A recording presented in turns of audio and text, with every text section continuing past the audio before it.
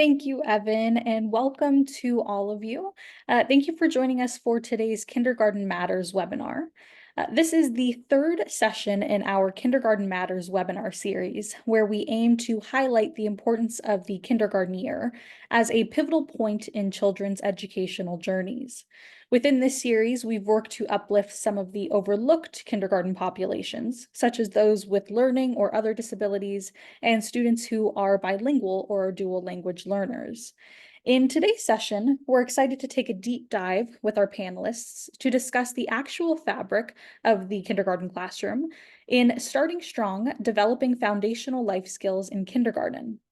In acknowledging the various cultural, socioeconomic, and behavioral backgrounds that students bring, we're excited to uplift and collaborate on ways in which we can ensure that all students feel engaged, supported, and respected within the classroom. We also acknowledge that there is no one-size-fits-all approach to this subject. However, regardless of approach or focus within the topic, we emphasize the idea that kindergarten can exist as a strong starting point for students to develop foundational life skills. We're extremely lucky to be joined by experts in the early development field who can attest to the importance of this work, as well as share powerful insights into what we can do to ensure that students, educators, and families feel supported. And with that, I'm excited to introduce our panel that we have with us today. Please note that full bios will be linked in the chat, so I'm just previewing who we have with us. Elena Bodrova is co-founder and knowledge advisor at Tools of the Mind, an educational nonprofit company in Colorado. In collaboration with Deborah Leong, she developed Tools of the Mind early childhood curriculum and teacher professional development program based on Vygotskian and post-Vygotskian theories of learning. Her work on applying Lev Vygotsky's theory to education started in Russia, where she worked in the Russian Institute for Preschool Education, and continued in the US, where she worked as a visiting professor at Metropolitan State University of Denver, and later as principal researcher at Mid-Continent Research for Education and Learning. Kim Pattison Dockery is the director of KPD Education. Kim retired from Fairfax County Public Schools in 2015 after 26 years of experience as a teacher, assistant principal, assistant superintendent of special services, and chief academic officer. In 2010, as the champion of FCPS Goal 2 Essential Life Skills, Dr. Dockery began her ongoing collaboration with Ellen Galinsky, author of Mind in the Making and The Breakthrough Years. She currently serves as a Mind in the Making trainer of trainers and is developing a MITM-based program for rising kindergartners on critical life skills. Additionally, she coaches new and developing principals and continues to work with parents, teachers, and students promoting these life skills.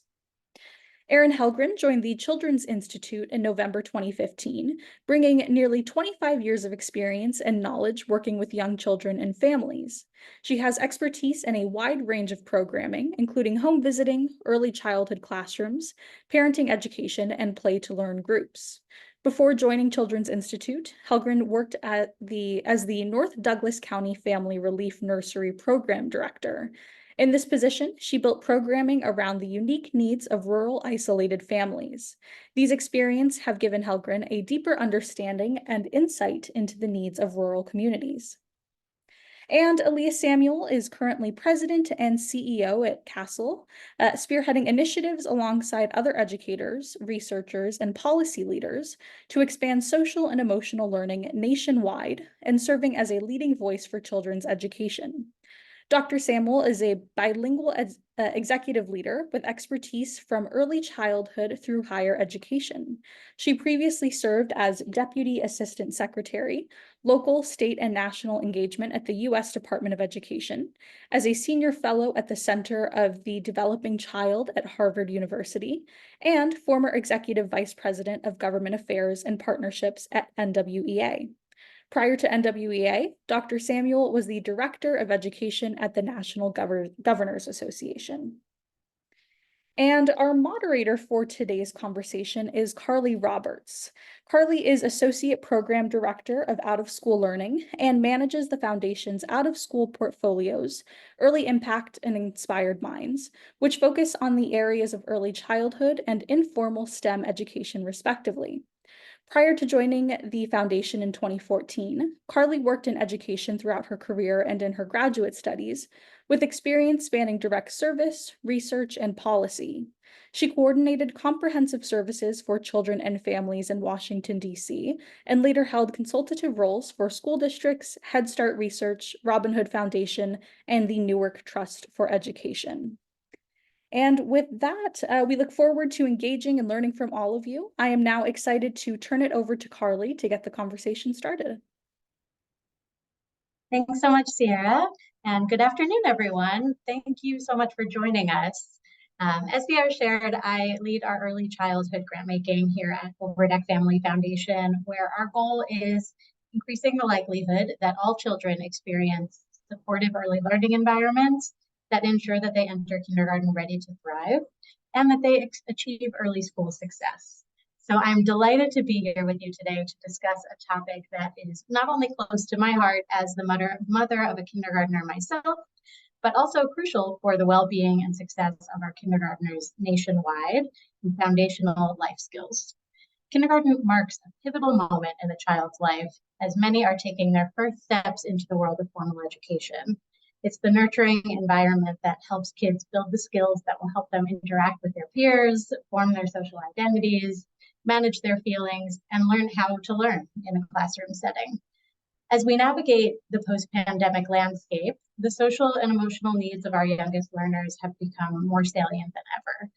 Research has shown that children who possess strong social, emotional, and executive functioning skills are not only more likely to excel academically, but also experience greater long-term success, including career attainment and overall well-being. That's why we believe it's essential for those of us working in education to help create environments that attend to the whole child and nurture emotional intelligence while supporting academic growth. Today, we'll discuss strategies for identifying and addressing the unique developmental needs of kindergartners in the wake of the pandemic. And we'll discuss the importance of fostering a supportive community within our classrooms. Kindergarten is all about laying the groundwork for a lifetime of learning, growth, and meaningful relationships. And research has consistently demonstrated the positive impact of that strong sense of community on student engagement, motivation, and academic success. So it's a win-win. And with that, we'll begin our conversation. And we'll turn it to you, Aaliyah. Good afternoon, everyone. I am going to drop in the chat. I would love to invite you as I prepare to present, and I have 6 to 8 minutes to give you a crash course on social emotional learning. So I'm going to run through my slides quickly, but I would, as I'm going through at least the first couple slides, invite you to think about a young person, a child in your life, and how they're experiencing learning. If we go to the next slide, I'd like to share with you that we are in the thick of it here in my own household. I am a parent of 2 sons. They are here in this picture. And most importantly, thinking about and reflecting on their kindergarten experiences, which could not be more different. My oldest son had a traditional kindergarten experience, and my youngest son was a kindergartner in 2020 when the pandemic began. So I've not only experienced this firsthand as a parent, but I also am a former elementary principal, assistant principal, and also spent a lot of time in early childhood. And so this work is not only, as I think about the young people who we impact across the nation, I also think about the impacts as a parent. Well, and what we know is that social emotional learning is a critical component to learning. And as I think about social emotional learning now in its context of not only the pandemic, but all the other things that are happening in our society, these skills are not only paramount for our early childhood years, but along the entire development as well. We could go to the next slide. So CASEL was founded 30 years ago this year, and it was often thought about or expressed as the missing piece in education. The particular framework that we're showing now represents not only how young people develop these important life skills through those 5 competencies that you see in the center, but also really acknowledging the important roles that communities play, families, parents, and caregivers, and how social emotional learning does not happen in isolation. We know that these skills apply to all parts of life, whether it is succeeding in school, in workplaces, in healthy relationships, into the adult years. And so as we talk about social emotional learning, really recognizing how critical the early years are, but really how it leads us a pathway to a successful life and future. If we can go to the next slide, I want to talk a little bit more about those 5 skills and competencies. And I really would like you to think about how these skills come into play in every aspect of a young person's life. And so when we think about in kindergarten in particular, these skills are foundational for the rest of their school experiences and as well as their life. As we talk about, particularly in literacy and language development, learning how to read, we recognize how important self-awareness is, to be able to label frustrations, to think about what motivates them, and to really build a sense of their own strengths and what ideas or what areas, that they could be working on. Also, we know that as children are beginning their first school experiences, self-management is a really critical skill that helps young kids understand boundaries, to help understand not only their needs, but the needs and perspectives of others who might be different from them. And as we talk about relationship skills, we know that many young kids go into different care settings, whether it's after school, summer school, out of school time providers, whether it's in a early child care larger center versus at home, and the importance of those relationships as they establish not only new friendships, but also engage in new environments. And another critical key skill is around responsible decision making, how to help young children begin to understand the idea of fairness, of being able to take turns. And so when we talk about these skills, we really do look at them holistically, of whether it is in a learning environment, or often we know so much of learning that happens at this age is through play. And so how can we utilize the skills during play as well? We go to the next slide. Just want to talk a little bit about the differences on these skills, because we're often asked, well, is social emotional learning or SEL the same? All the while, the skills may be the same. The appropriateness of the skills or the evolution of the skills certainly varies by age. We know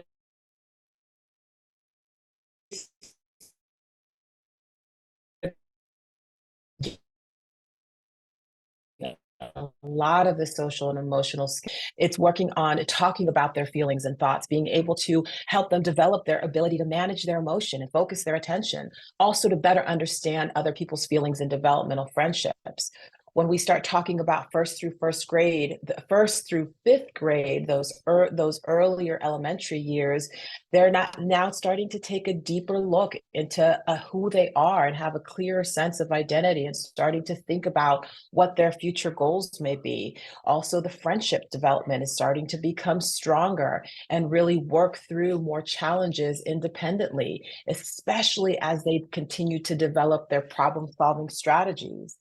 In the middle school and teenage years, which we won't go too deep into it because it's not the focus of this webinar, but it continues to dig more deeply into those critical thinking skills, learning how to make decisions, particularly after weighing different factors.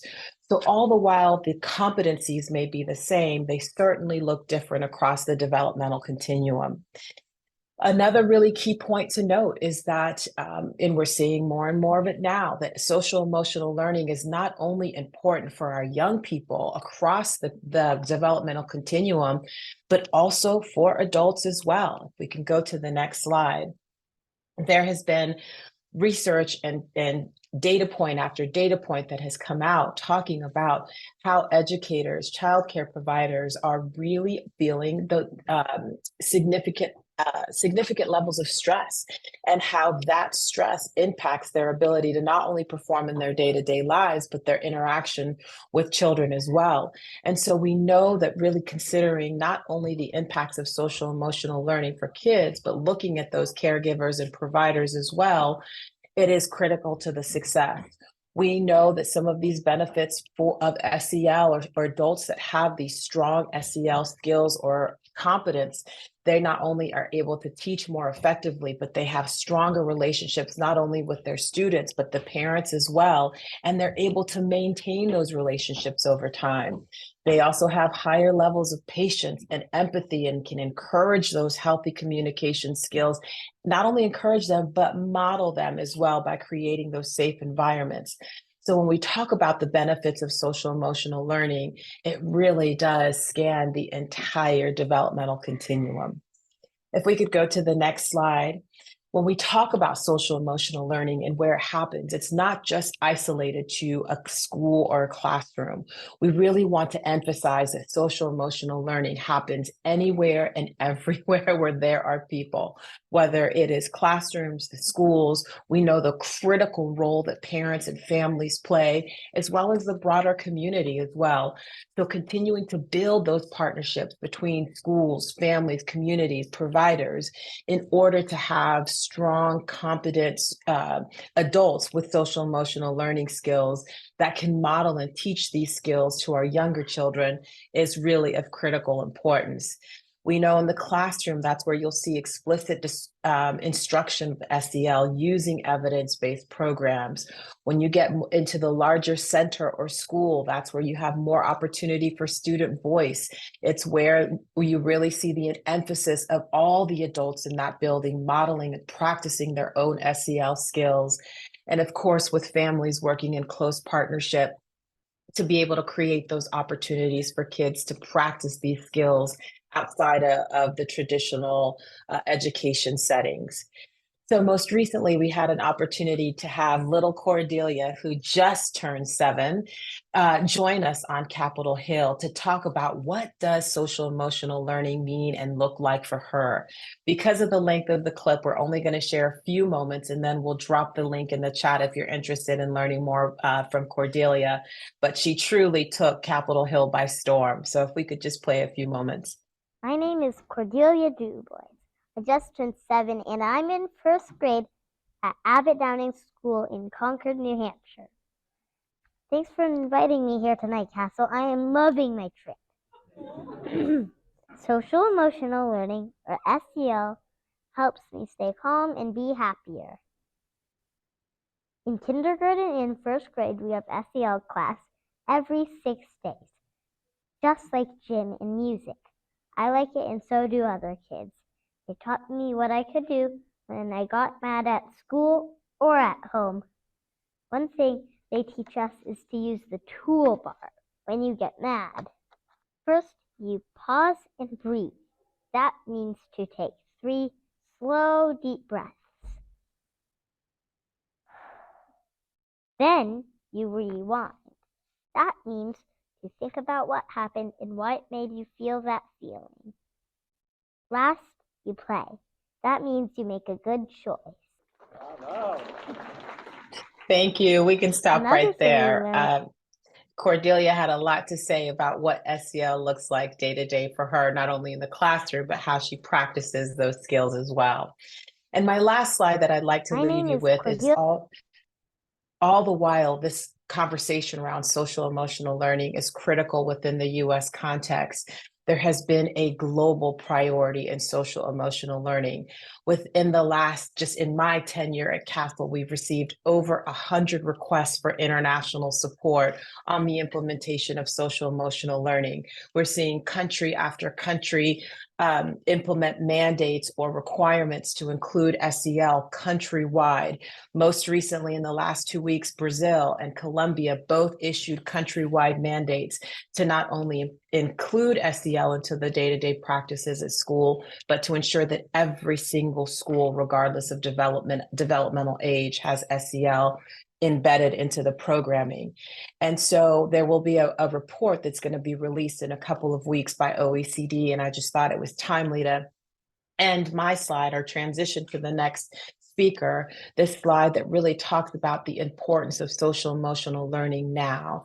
So I'll leave that slide there and you can each read it, and I'll turn it back over to Carly. Thank you so much, Aaliyah. That was a beautiful way to end in hearing from a very eloquent first grader. And the link is in the chat for anyone who wants to watch the whole video. Highly recommend. So thank you for that crash course. And now we'll turn to Elena for a bit of context on the kindergarten classroom. So as co-founder of Tools of the Mind, we'd love to hear a little bit about Tools' approach to this issue, and particularly how executive functioning and self-regulation skills play a role in the kindergarten classroom, as well as some ways to support students and educators. Good afternoon, everyone, and thank you for having me so I can share some of the lessons that we learned when we were implementing Tools of the Mind in kindergarten classrooms.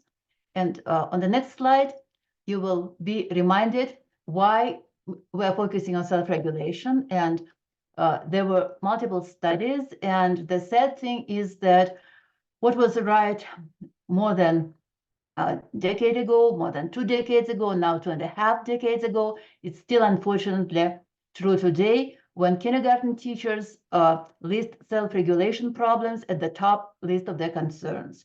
So and it's pretty understandable that they cannot teach if children cannot pay attention, if they cannot block distractions, if they cannot help each other regulating themselves. So the next slide will just remind you what it looks like in the classroom, as if you need reminders. That's a kindergarten cop. And there are, again, studies showing that when teachers focus on so-called non-cognitive skills, and in many studies they include self-regulation in this category, then the end results are much more impressive than when they just focus on academics. And what we did in Tools of the Mind is we tried to make sure that children, when they enter kindergarten, they have ample opportunity to learn and practice their self-regulation skills, and it will affect their social-emotional competency, it will affect their social-emotional well-being, but it also affects their academic achievement. So the next slide will show you 3 topics I will touch on. And again, I don't have much time, so hopefully I will be able to put together a lot of resources that you can look at, and some of the pictures that you will see are actually frames from videos, so hopefully you'll be able to see videos to have a picture what a regulated classroom may look like. So the first one is understanding self-regulation. And why do you want to listen to me? It's because 30 years of Tools of the Mind actually taught us some lessons in what we can do in a regular kindergarten classroom with teachers that were trained by us and practiced those strategies in their classrooms, and what can be accomplished in a year or in 2 years that was later supported by multiple studies. So one distinguishing feature of Tools of the Mind is that in kindergarten classroom, we integrate play and dramatization as a part of school day, as a way for children to practice self-regulation, which doesn't probably sound very intuitive, but it does. Okay, so the next slide just shows some of the studies that were engaged in that demonstrated how focusing on self-regulation and executive function has multiple positive effects on kindergarten. And the next one shows one of the results that we're really proud of, among other ones, is that in the study conducted by Clancy Blair and Sibel Rever, children continue grow outpacing their controlled peers, even in first grade when they are no longer in Tools of the Mind classrooms. So it means that we are putting them on the right trajectory. Learning how to learn, learning self-regulation skills helps them continue progressing in their reading development. So the next slide will show you one of those big ideas is understanding self-regulation. One thing that I will show on the next slide is that the idea that cognitive and social emotional self-regulation actually are connected. And for children to become successful kindergartners, they have to learn cognitive self-regulation, when they engage in academic activities. They also need social emotional self-regulation, as they have to pay attention in spite of multiple distractions, and engage in interactions with teachers and peers. And actually, when children are facing challenging problems in whether they decode a word or struggle on a math problem, they have to engage both cognitive self-regulation and emotional self-regulation. So the next slide just reminds you that both self-regulation that is cognitive and self-regulation that is social emotional, they both build on the foundation of executive functions. So, and the next slide shows you that early childhood is the most sensitive period for developing executive functions. And the good news is that executive functions are malleable, so we can create environment and we can create specific kind of interactions, both teacher-child and peer-to-peer interactions, so that being engaged in those activities and those interactions, children grow their executive functions and develop self-regulation skills. So the next slide just gives you a very brief overview of some of the behaviors that you can see in the classroom when children are exhibiting self-regulation and when they are not. So we'll go really, really quickly over those slides. So like the first one is, you know how children can act first and think later, and it shows that they don't have self-regulation. And when they do have self-regulation, they stop and think.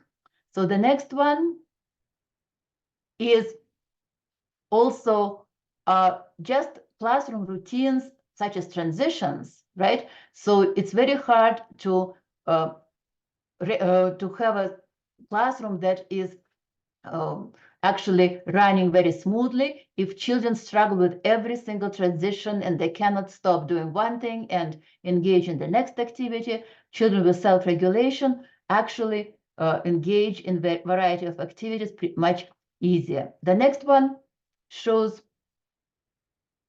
children being able to pay attention when they have self-regulation, and children being distracted by absolutely everything. And you know that a lot of instruction does take place in large group, and it's almost impossible for teacher to provide individualized support in large group if children are not self-regulated.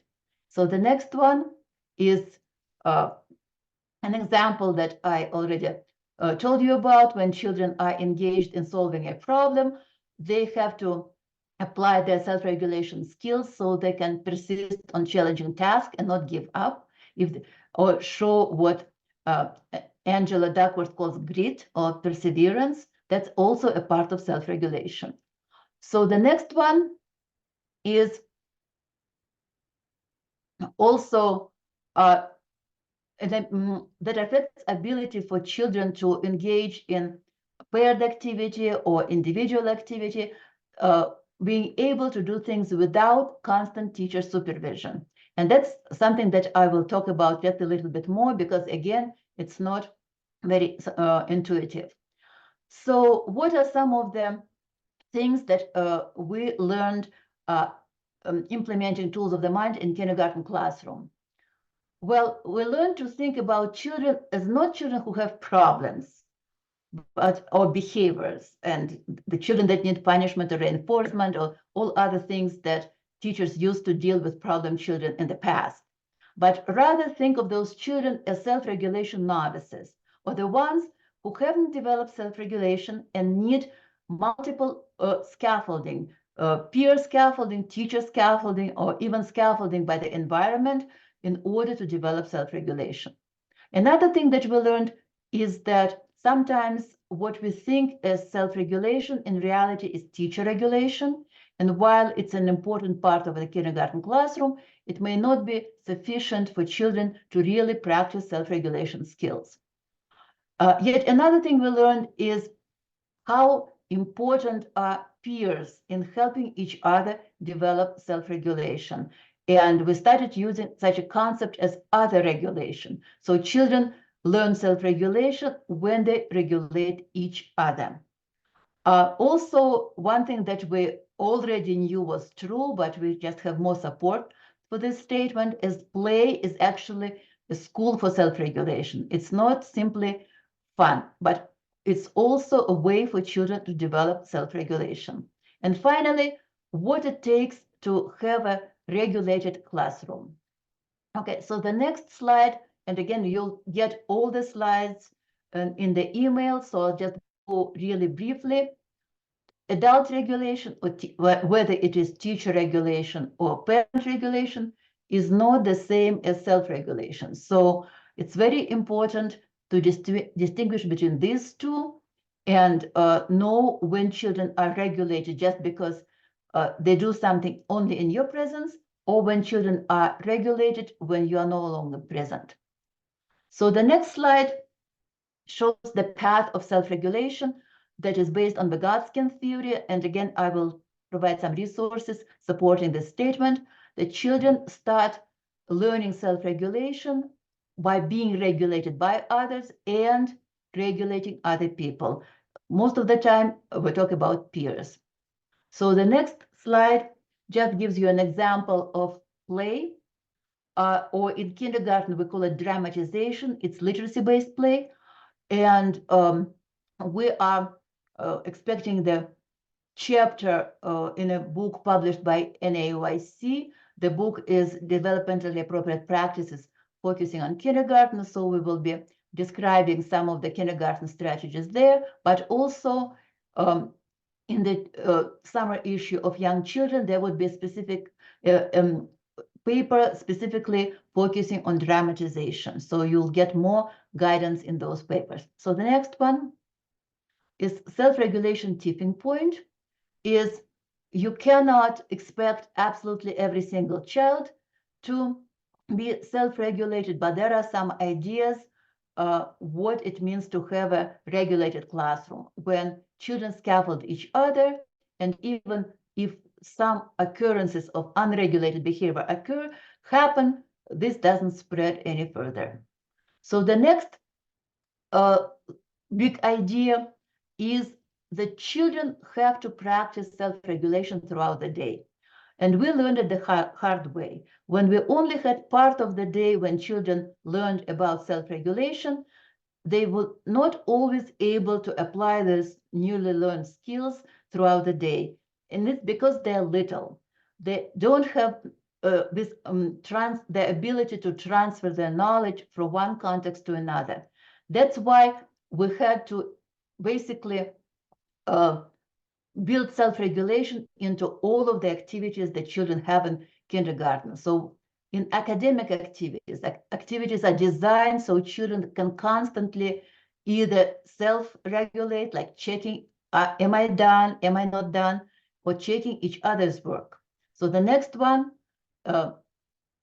we also build self-regulation into dramatization. When they're acting out stories, they have to remember the storyline and regulate each other, whether they're acting in character or not in character. Or yet another one, during recess, you know how we, when we were kids, used to use all kinds of ways to regulate our play, like drawing straws or throwing rolling dice, and children may not know how to do it any longer. So we have to teach them how to use those cultural tools on the playground, so there would be no need for teacher intervention. So the next slide, yet another component of a regulated kindergarten classroom is teaching children how to learn. So the next slide shows just one example of a learning plan when children plan what to do, and they check whether they are done, and they check with their study buddy, so they don't have to be constantly supervised by an adult, but they also internalize the mechanisms for self-regulation. When I start, what I do, when I finish, how do I know that what I finished is exactly what the teacher expected? So the next one just shows you a close-up of one of the learning plan, and with a part where the child sets up a learning goal to slow down on penmanship. So that was the child's learning goal. And once a week, children have conferences with teachers to check how they're doing on their learning goals, what kind of help they need, what they learned, what they didn't learn. It's also builds those learning habits or habits of mind that will serve them throughout the entire school career and hopefully beyond that. So the next slide just reminds you to build a culture of peer scaffolding. And again, that's a lot of print. You will read it when you got the slides in the mail, but hopefully I will be able to add some of the videos showing how children scaffold each other in various learning tasks. And the next slide shows you just some of the ways to teach children how to peer scaffold, how to become a study buddy, what kind of feedback give their peers, and what they learn from those processes. So that now the last slides I have just illustrate some of the results of a study done by Adele Diamond and her team in Canada, and it shows what are some of the outcomes of what happens when you build those self-regulation skills in the classroom. Like the next slide just shows how social interactions can be improved. So in tools classrooms, as opposed to control classrooms, we didn't have children who were social isolates or children who formed cliques and excluded some children. So control classrooms had that, tools classroom did not. So the next slide shows effect of our intervention on executive functions. Again, compared to the control classrooms, you can see the growth in executive functions. And I think in the next presentations, you will learn more about executive functions so you know how important they are. So the next slide also shows some of the behavioral manifestations of executive functions, how children can self-regulate working independently and not needing any reminders. And again, I'm just showing you that this scaffolding strategies for kindergarten will be published in NAYC book that hopefully is coming in the time for the next NAYC conference. And finally, some ways to get in contact with tools using social media. You'll get my email, our website. So please, if you have any questions about self-regulation in kindergarten, we'll be happy to share. Thank you.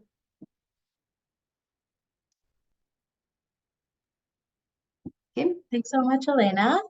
Kim, I'd love to bring you into the conversation now to dig a little deeper into what this work looks like from your perspective, with a special emphasis on the bridge to and from kindergarten. There we go.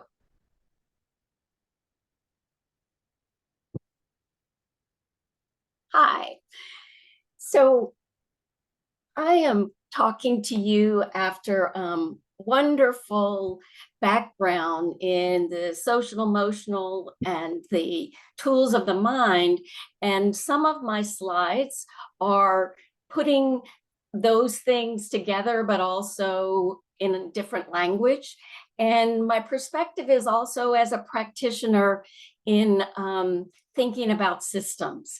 So my journey to here today was from being a teacher and a principal and then an assistant superintendent. And our school board very wisely in 2010 said, we want 3 essential goals. We want academics, but we want essential life skills, and we want service to the community. And then the superintendent made a champion for each of those goals. And I was a champion for goal 2, essential life skills. So what does that mean? And what does that mean in a very large system where we're looking at understanding that a different way of learning about learning. And we're in a climate of a great focus on content and not a focus on content can't be learned without a whole lot of other foundational skills underneath them. So I happened to go to a brain and learning conference in Boston, and Ellen Galinsky's book, Mind in the Making, had just come out. And truth, I did stalk her a little bit. But what happened was a partnership. I was in a school district where I could have an incoming class of kindergartners of up to 15,000. And from those 15,000 students, they could be coming from our own school system preschools. They could be coming from county preschools. They could be coming from home daycares. They could be coming from all kinds of settings or with no preschool. And as a matter of fact, in this very year that we're launching the Essential Life Skills, I discovered that we had over 400 students on the Head Start waiting list. Now, some of those were threes, but it's still a large number of students that are going to end up in our school system's kindergarten classrooms without prior preschool or social settings around schooling. And so I wanted to think about that and think about it differently with the goal 2 in mind, essential life skills. The other thing that I will tell you that we were also working on middle school and high school, but I'm going to keep this journey in our kindergarten world for now. So realizing that we were going to have all these students coming together, I did call Ellen Galinsky, and she referred me to Megan McClellan, who had been doing longitudinal studies out of Oregon State and looking at the executive functioning and the predictors that they have of high school graduation and the other predictors that you'll find in the executive functioning research. And so in talking to her, we did decide to have that a collaboration where a brilliant early childhood director, Mara Burke, went out to learn from Megan's work and brought back some of the tools that she was using to develop executive functioning. Now, here is a place where I really want to talk about when you look how rich a kindergarten classroom is, there is no such thing in my world as saying we're going to have an executive function intervention. Because when we talk about what we're going to do, we found that we could jumpstart to K and have a bridge to K by introducing some of these skills and getting kids a little bit more ready for the kindergarten classroom in a 3-week period before the regular school year started. And so that's what we set about to do. We had a first year, a large Title I school, and we had a preschool curriculum and an executive functioning skills curriculum. And then we had a large Title I school that just got the preschool curriculum. And we had remarkable results in that we were able to pre and post test and the areas of executive functioning, reading and math. And we learned a lot. One of the things that I appreciate about Ellen's work is that her civic science mindset is that we have science and we take science, but we move it into different contexts, into different settings. And in different settings, we find different things that make us more or less successful based on that context. And we found that as we followed the kids, if the Bridge to K students in their summer program stayed with that kindergarten teacher, their success continued, which is not a surprise. And you can't always predict that. So then how do you grow those practices in the other classrooms?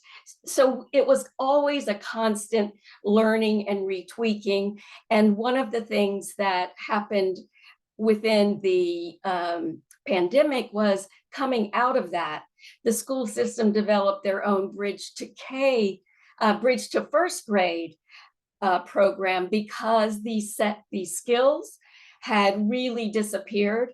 And as Ellen's research compilation can show you, we are recovering some in reading and math, but our executive functioning skills continue not to grow post-pandemic. So as we took this work into other divisions, we knew that it was not, it must be a community. And that if these settings were the county training and all of our aftercare programs in this school system were staffed by county employees, not school employees. So we set about to say, how do we get us all talking the same language?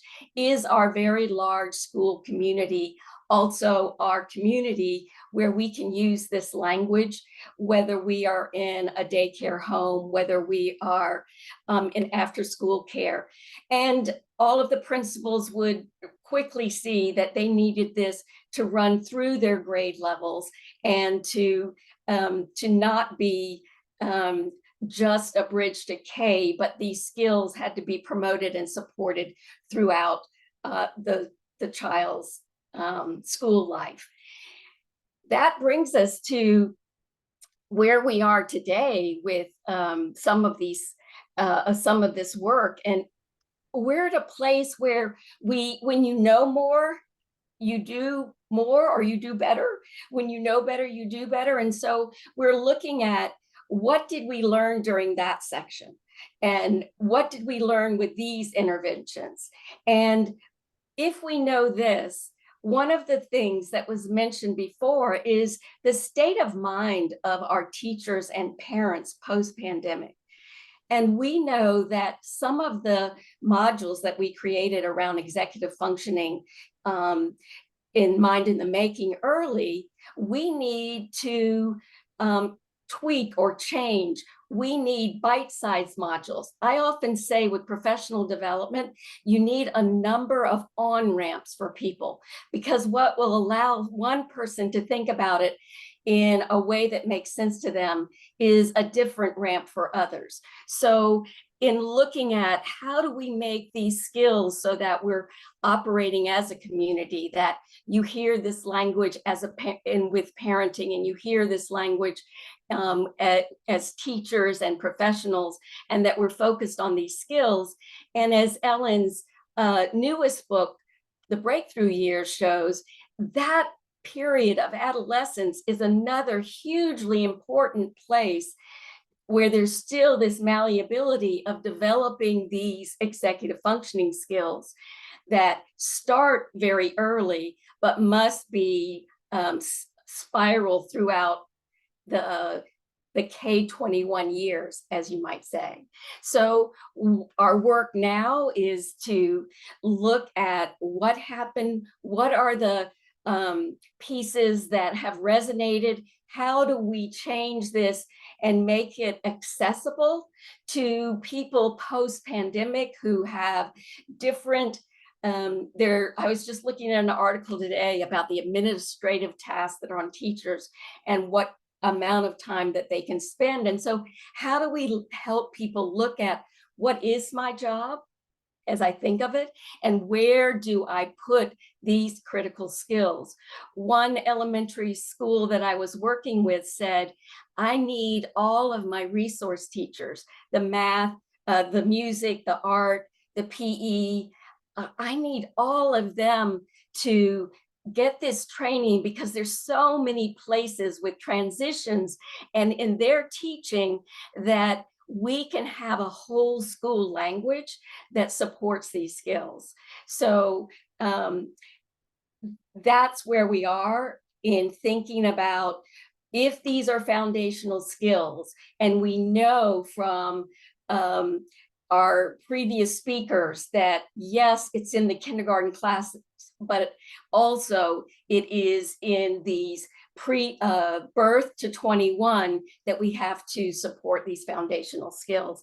And so we're looking also to you to say, what are our needs, and how can we best give some of these skills to you to use in a way that really promotes this learning in your pre-K, K, and beyond classrooms. Thank you.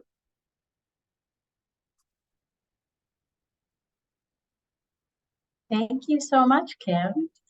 Excellent overview. Erin, we'll turn to you now, and hoping you can share some of your experience in your work in Yankala, particularly some effective strategies you found when investing in parents and building a strong community to uplift this work. Yes, thank you so much. So my name is Erin and I work for Children's Institute. Children's Institute is a policy and advocacy organization in Oregon that's committed to ensuring that Oregon is the best place to be a child, really grounded in equitable access for young children. I have the honor and privilege of being the rural liaison to a decades-long project that has been funded by Ford Family Foundation, the Early Works Project, in a small rural community in Oregon of 1,300 people total in the community, 300 students in the school district. And to set the stage, I want to share that Yoncalla is a town like many rural communities that have been severely impacted by the economic decline, in particular with the decline of the timber industry. And many families have lack of access to resources. They're underemployed. The school funding has been impacted, and the financial climate has really intensified the complexity of raising young children. That being said, Yoncalla has a legacy of self-determination and strength and grit and beautiful assets and social capital. And every adult in that community has investment in children, families, and their community. They deeply value their children. So 10 years ago, there was a principal in Yoncalla that was having a conversation with a grantor, a funder, and talking about kindergarten readiness and talking about students coming into kindergarten feeling like on the very first day of kindergarten, they were already behind. They were behind their counterparts in other communities. And this led to a 10-year commitment from a foundation in our state to really learn more about how to support children to be successful and be at the time what we considered kindergarten ready. So 10 years ago, we understood that we needed to know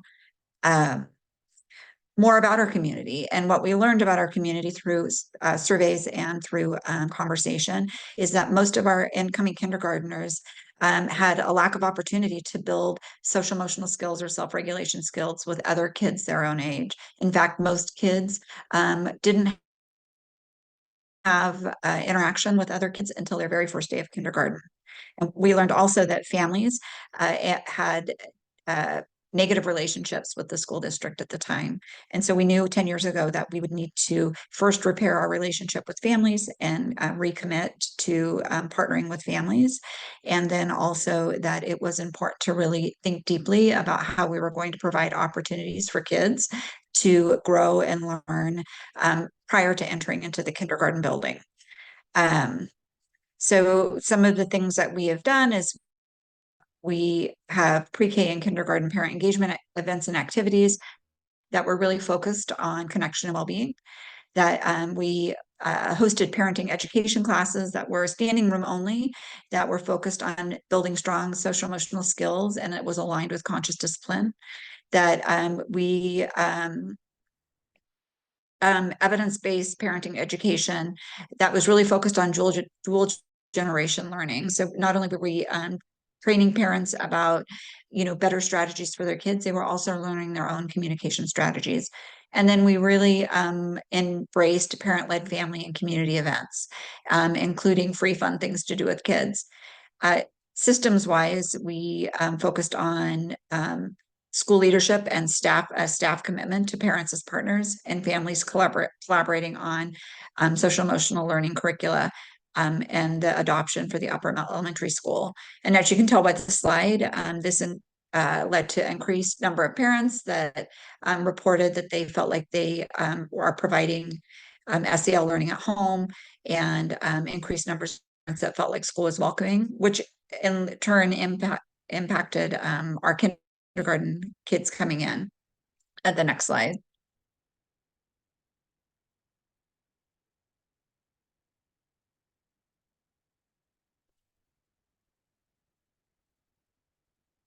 So where are we now? We are currently a community where we are able to provide free, no cost to every 3 and 4-year-old in our community. And the work that we started in early learning has scaled into the elementary building. So we have kindergarten through 6th grade that participate in conscious discipline with explicit opportunities to learn self-regulation skills. We have parents that are part of our school climate in implementation of conscious discipline. We have home visiting. We're building connections with families, free access to school-sponsored events, and it's a thriving school. This is a parent who we caught when he had a little baby, and he currently has 3 kids in the elementary school. And thank you. Thank you so much, Erin. So I'd like to invite all our panelists, Aaliyah, Elena, Kim, Erin, back on the screen. We'll start with a question for the group. And please continue to keep adding your questions in the Q&A box so that we can try to address as many of them as possible. So first, just starting with a timely question from each of your perspective. Today's kindergartners were 2-year-olds in 2020. I feel it deeply. I have one of them. And knowing how much emotional, social, executive function development happens in those early years from 2 up to kindergarten, what notable changes are you seeing in their needs coming into kindergarten? Maybe I'll start with Elena.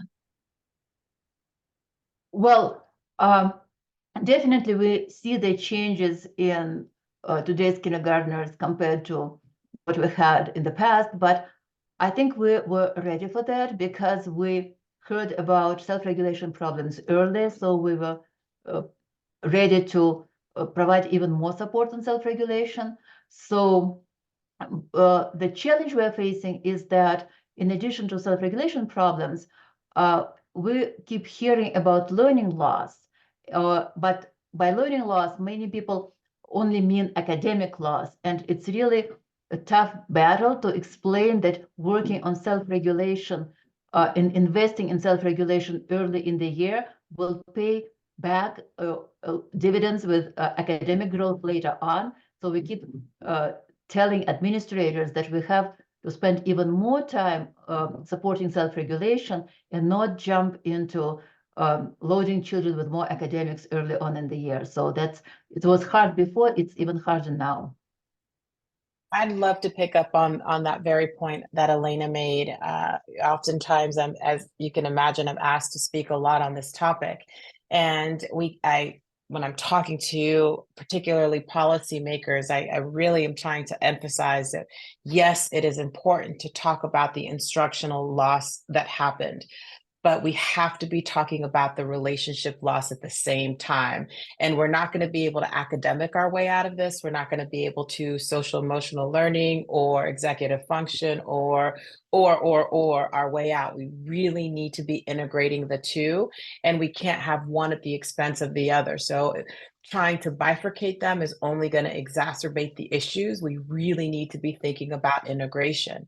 And, to your point, some of the things we're seeing is, one, because of having less opportunity to practice these social and emotional skills, communication is a struggle. Building friendships is a struggle. Solving conflicts is a struggle. And all the while, I don't want to, by any chance, make it seem like these skills can't be recovered, because quite frankly, it's the opposite, to Elena's point. By creating these opportunities for more social interaction, for more engagement, for collaborative time, instead of reducing the amount of time for play and increasing the time for play, provides these opportunities to integrate not only the social and emotional needs, but the academic needs as well. And so I cannot emphasize this enough. We cannot bifurcate academics and well-being or these social emotional learning skills. Integration has got to be the foundation on how we approach addressing the skills gap in our young children now.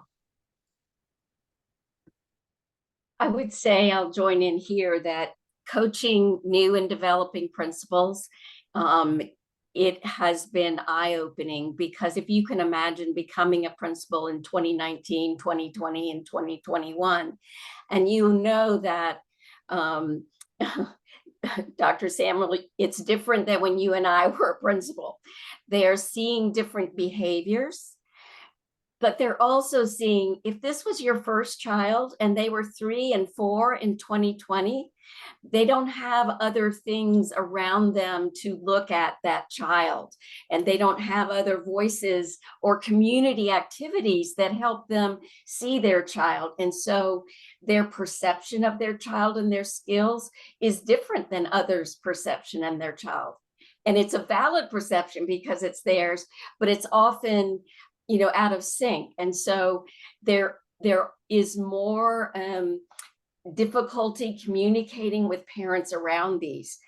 I will say that the one principal who said, for kindergarten coming out of the pandemic, my look fors are the executive functioning and responsive classroom activities. That's what I'm going to be looking for in my walkthroughs. That was permission to say, we must focus on this, and knowing and saying ahead, this is what I'm looking for. And how in our kindergarten team meetings do we say what it looks like and sounds like if we're promoting these skills? How do you ask a question? How do you frame your interaction? And then how do we plan our parent night so that those same things that we're working on, we're going to work on with the kindergarten teachers and the parents, because the adults in this situation have come out of the pandemic with lessened skills in this area as well. So building on that, Kim, I would share just being mindful of the adults that are working with our students as well. And so ensuring that you're explicitly promoting wellness amongst your teaching staff, your support staff, and also finding opportunities for families to connect, because what we're finding in isolated remote rural communities is, while our children were impacted by the isolation, our parents were as well. And so they're really seeking those connections and those behavioral health supports as well. And how can you be a conduit for that? Beautiful. I couldn't agree more. And folks in the comments, in the chat, are heartily agreeing as well. Building on that point, Erin and Aaliyah, your point about integration, recognizing that, you know, teacher burnout is a real challenge in this kind of tail end of the pandemic, and recognizing the importance of integration doesn't always feel that way to a teacher who's being asked to do many different things and hold many different skills at once. So what are the best ways to advance these solutions without them feeling to teachers like one more thing to do? So I'll just jump in, and there's a couple of things. And one, I do want to acknowledge just how different the field of education is right now, and the demands that are on not just teachers, not just administrators, but every school personnel that's touching buildings and children. It is real. And the you know, as we think about that, I mentioned we had the circle of our framework, and at every level, people are experiencing stress. We have, our kids are stressed, their parents are stressed, the community's stressed, the school is stressed. Like, there's stress at every level. And so we have to acknowledge the realities of our educators that are truly there day in and day out. And I think there's three things. One, really going back to the point of the integration. It is so important to not think about SEL as just another thing to do, but really foundational to teaching, because we know teachers who have more positive relationships with their students and their parents as well actually report more job satisfaction. They're able to, they're also reporting less burnout. And so the power of relationships is foundational. And so it's not just something else to do, it's actually what you build on. And I think there's two things, just practically speaking. One, we should be including our educators, and I use educators in the full sense of the word, to be involved in the decision making about SEL implementation from the start, being able to include their voices, understand the needs, understand what they're seeing in the classroom, and to help inform the decision, and really giving teachers that voice to express not only the needs of their students, but the strengths as well, and how to identify those goals for development, and then creating a plan on how to implement effectively. I don't think we talk about it enough, but the role of administrators, childcare directors, et cetera, to not only say that this piece on SEL or executive function or self-regulation is important, but to actually walk the talk and create a space for it, because we know the administrators, the leaders of those buildings and or facilities, whatever term you want to use, really set the tone and the tenor for the work. And so by really creating that space, by ensuring that teachers have time, but training and resources as well is a critical component to the success. I have some positive information, something that will make us a little bit more hopeful, maybe, as far as teacher burnout. The very last slides I showed from study done by Adele Diamond and her team. And although the main focus of the study was on children and how children benefit from the program that supports self-regulation, one outcome that was not expected is that teachers reported less burnout. So when they focus on self-regulation, and especially when they spend more time playing, it has really positive effect on teachers who feel less pressured. And when they have more regulated classroom, then they don't feel the stress that they would have otherwise. So that's one of the really good news that we can spread around, that focusing on self-regulation not only make children gain in their emotional well-being, but it also has the same effect on teachers. So one of the things that is true in this environment is if you have a teacher who has not is not showing those behaviors and those relationships that you would like, it's not a climate where you can say, well, you need to get on another boat and I'll just hire someone else, because there's no one else to hire. And so working very specifically with a teacher, and this is where I'll put a pitch for coaching at every age and for every new skill that we want. If we're making an ask, then the support should be there to coach around that ask. And so what is my coaching as a leader to help you develop one positive relationship teacher, right? If you're struggling with this, let's make a plan for this. Let's not make a plan that's too big.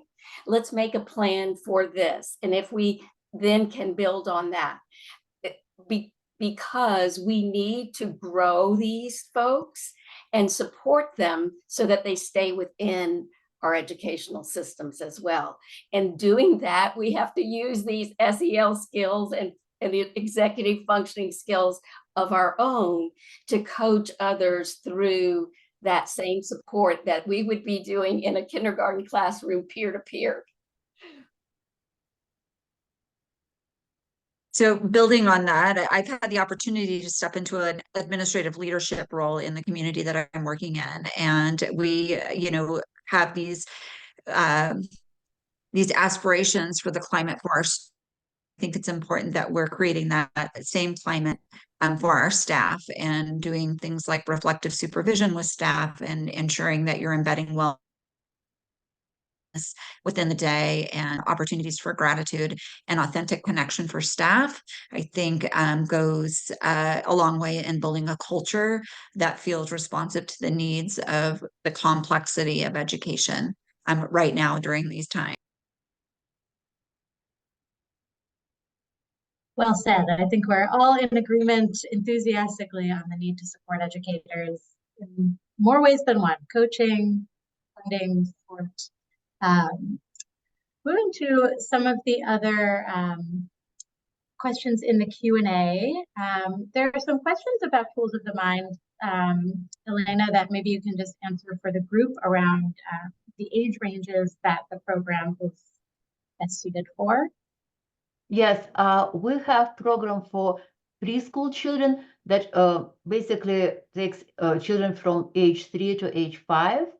And then for kindergarten, that obviously goes 5 and 6. So I can say that we serve children from 3 to 6. Great. And there's a question about AI and social media. So curious if anyone has thoughts, and if you don't, that's okay. We don't have to go around to everyone, on the implications of AI and social media integration, particularly for this younger age set.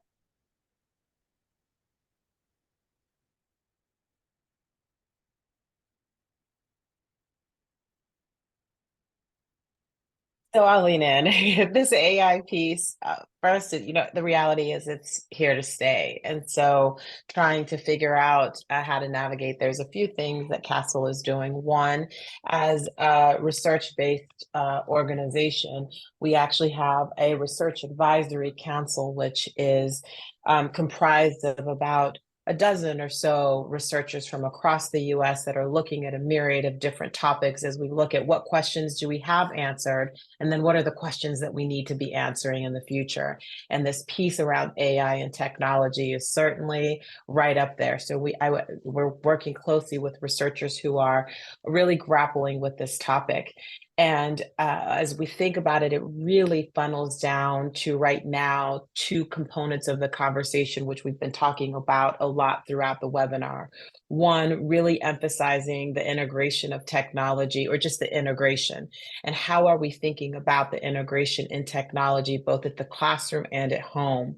But when we drill down into the skills, as this kind of unknown around technology and social media continue to happen, is one, relationship skills and understanding how do we develop these strong relationship skills and responsible decision making as well. And we know that those can apply to not only just the technology and the integration overall, but this, we're with social media, the rise in bullying, and some of the other, components that we're talking about. And so I can't say that the skills necessarily are a direct application to in person as they would be in a virtual or technology environment, but really undercutting the importance of those skills as we continue to grapple with what should the integration of technology look like, yes, in the early childhood years for sure, but just across the continuum.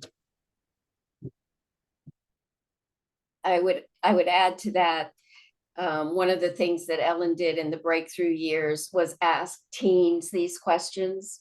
And I think they have a lot of insight into the use of technology, that they have grown up with it in a way that is much different than I have grown up with it. And they have a lot to teach us about how they self-regulate around it and how they use AI. And I think looking to that group right now would be a great place to do some civic science. Thanks all. It's helpful to think through these future and present facing issues as they begin expanding. So we have some funders and folks who are funding adjacent on the call. So I'd love to hear from some of you on how we can effectively support these initiatives in kindergarten classrooms with more funding. Where can targeted investment help and enhance kids' well-being, and where can we do more?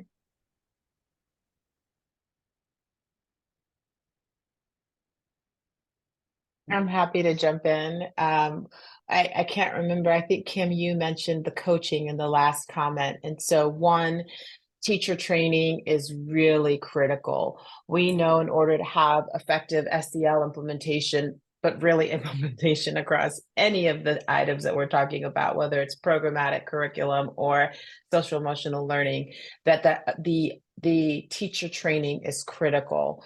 We want our teachers and educators to understand, model at these skills. And when teachers receive the right guidance and support, they are then able to really implement the work with confidence, and both the children and the adults benefit. We also know that increasing the targeted investment in these supportive and caring learning environments is really important.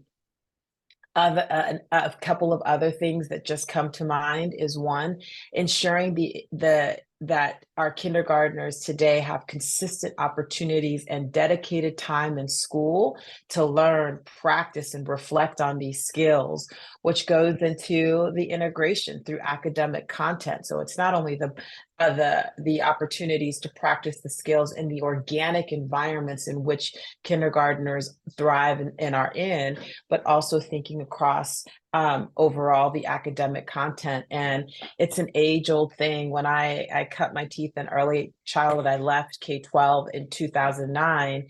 It has been the perpetual conversation around resources to improve access to full-day kindergarten. Like that's it's a shame that we're still talking about it now in 2024, but that's a very real issue, particularly understanding what our now kindergartners will be facing as they hit critical periods in their early childhood development. I would also add that skills that are so-called unconstrained skills that children and young adults and adults keep developing throughout their lives cannot be measured through very short interventions and can be expected to grow in a very short period of time. So I would love to see more initiatives that go maybe pre-K3 or even beyond that, so that we can monitor how children develop those skills and we are able to support those skills throughout grade levels. So when children start in the programs that support self-regulation at age 3, and they continue supporting those skills in pre-K and then in kindergarten and then in first grade, then we can really expect great results. Just focusing on just one kindergarten year is probably not enough. That brings me to the one of the questions was about, can I tutor separating those skills, right? Can you tutor in academics separate from the other? And if you wanted to ask me a direct question, I would say no, that you're always blending those skills. And that is where Ellen Galinsky has another project starting with the associations of school superintendents, and it's superintendents that will bring teams together to imagine what the curriculum would look like if you were integrating this, if you were making this a part. And so that's something that in terms of the funding world, a teacher might say to me, but what does it look exactly like? That's why Elena's getting some questions now, because there's places, we all know a teacher that's intuitive about it. And then there's places where more examples and more defined. I always say that textbooks are for those who don't have the intuition, that they're learning this, and we need some other resources, whether it's videos or professional development, as Dr. Samuel said, that we could really make it clearer to more people what this looks like to integrate it.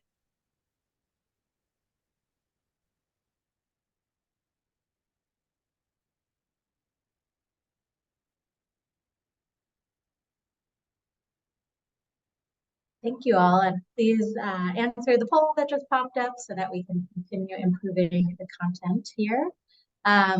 So one additional question from the Q&A, just making sure that we're thinking about all children. We have a question related to the best way to support children learning English to develop these skills. And second question around children with learning differences. So can any of you share what might be a specialized approach for English learners and children with special needs? Can I jump in?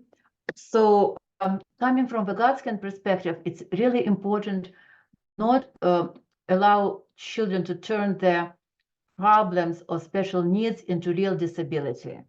And the answer is to make sure that these children are not excluded from the social context where what is the most beneficial for them to develop their competencies. So what we do in our programs is develop all activities to be multi-level, so that children of different entry levels, children with different needs or gifts, can all participate in the same activity, so the social context stays common to all of them. But teacher scaffolding or peer scaffolding provided to each child would be different depending on this child's needs.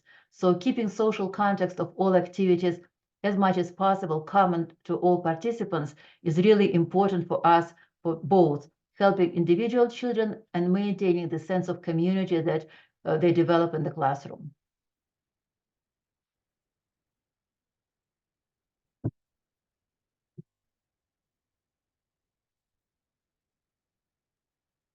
Anyone else want to jump in on that one, or I'll turn us to a different question? Okay. So for each of you, what is something you wish everyone knew about these foundational skills for kindergartners?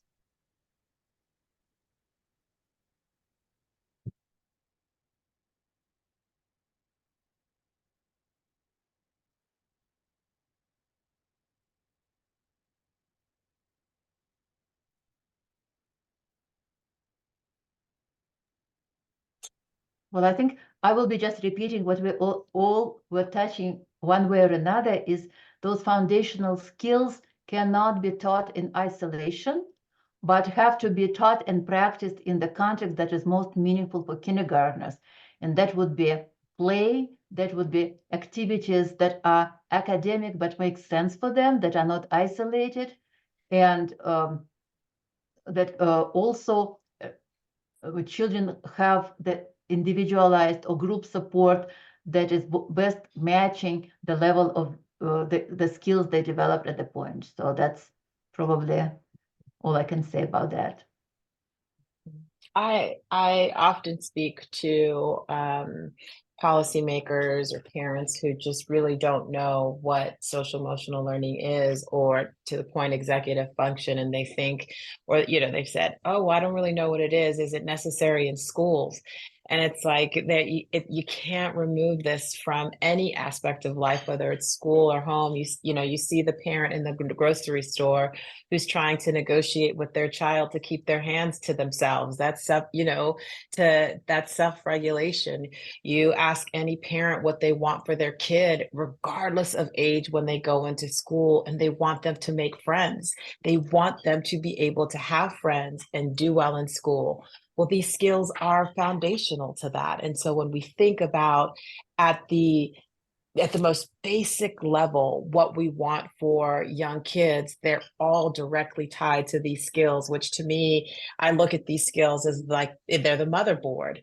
Everything plugs in to these skills in some capacity or another. And it's true all the way through adulthood, whether it's in, partnership, whether it's in friendship, whether these kids decide to go into a formal career pathway, or if they want to become entrepreneurials. These are transferable skills that last throughout the lifetime, and you just can't turn them on and turn them off. You just got to plug in. And just to that, I think these foundational skills are life learning skills. And your life is going to be, you're going to be learning. Our environment changes so fast. If you yourself are not set up for the next stage to be a learner, and we need our default to be growth. And these skills help you start at a very young age and continue them forever.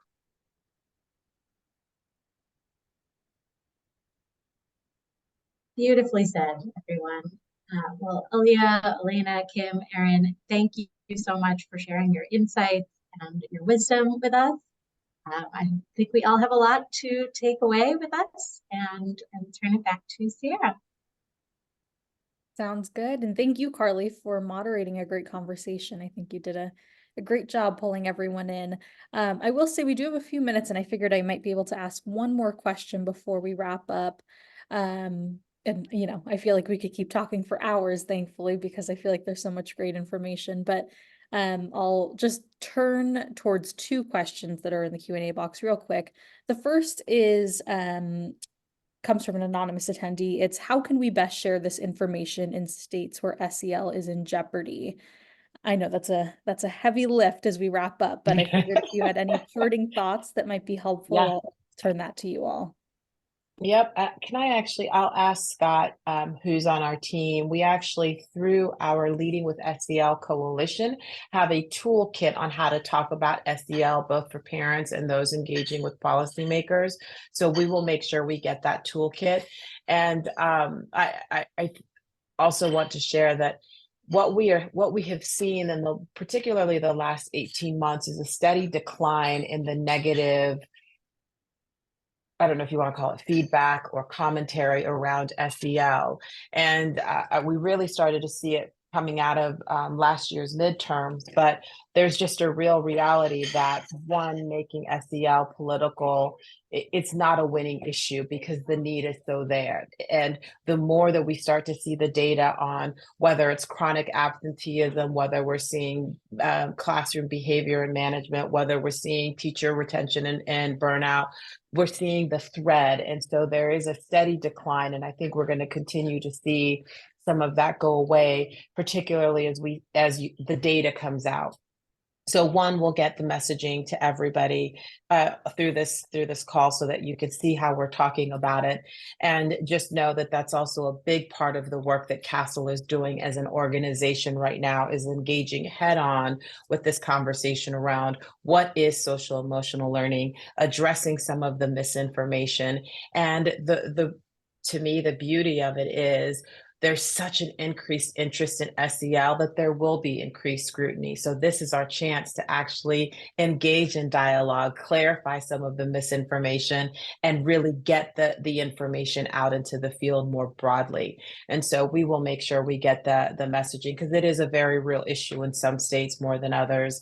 And so we could send that out. And also, the more we continue to emphasize the needs at the local level, and that there is not a one size fits all approach, that I think that continues to help fuel a positive discussion, because local communities are able to engage with all their key constituents, parents, educators, caregivers, you name it, faith-based leaders, even into this dialogue of what's important to us and how do we approach this work in a way that's right for our community.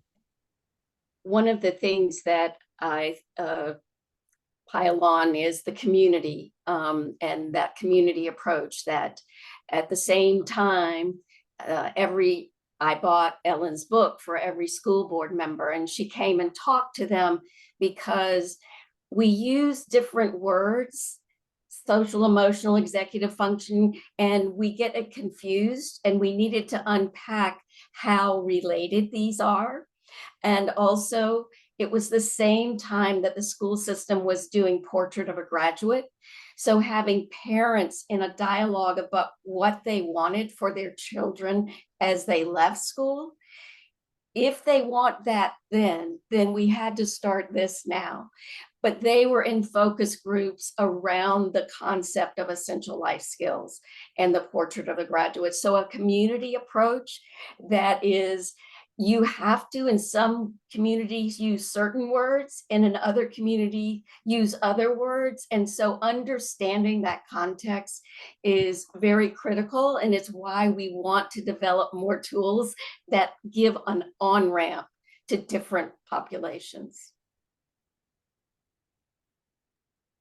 Yeah, that sounds great. That's perfect. And that actually takes us to time. So thankful for everyone's questions in the Q&A box. I know we had a few that we didn't get to, but next time we'll ask our panelists to join us for 2 hours, and maybe that'll get us to everything. But no, truly appreciate all of your commentary today. Elena, Kim, Aaliyah, and I know that Erin popped off. She had a connection issue, but thank you to all of you. Your words were fantastic, and I'm excited for you to look through the chat and see all the praise that was being sent your way. Just a reminder to everyone, we will be sharing out all of those resources, the slides, the recording of the session, all of those great materials for you all to review. And then just as we wrap up, a reminder that we do have some upcoming webinars. Next week, we have an exciting double header on April 9th. First with a Crucible of Practice salon focused on accessible resources, meeting families where they are, and then a conversation focused on education recovery scorecard, results, and implications.